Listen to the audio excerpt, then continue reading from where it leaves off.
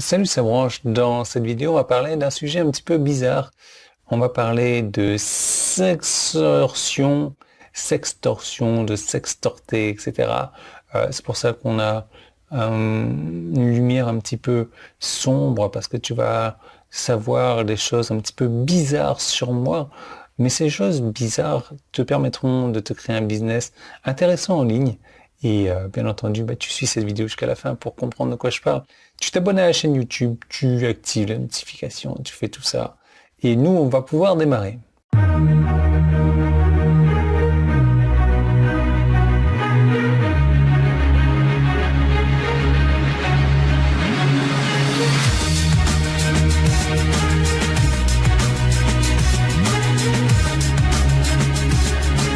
Alors, au cours des 2 dernières années à peu près, j'ai probablement reçu au moins 1 à 2 emails par mois qui hantent mon dossier de spam, de courrier indésirable, de spammers qui essayent de me sextorter.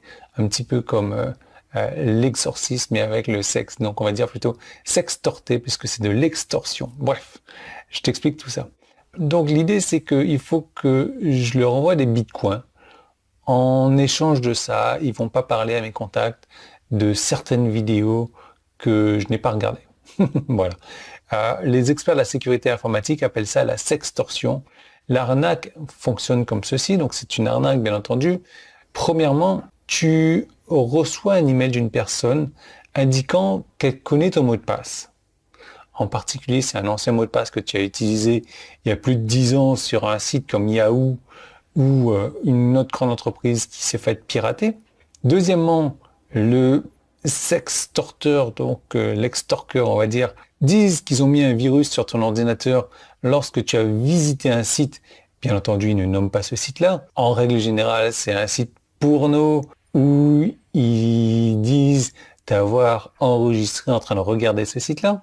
Troisièmement, ils utilisent en règle générale ton prénom dans l'email qu'ils t'envoient pour le rendre encore plus menaçant et urgent, et mettre même l'ancien mot de passe que tu as utilisé dans la ligne d'objet de l'email.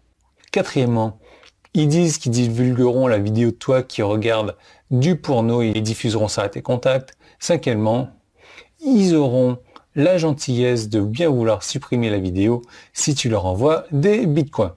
Voilà.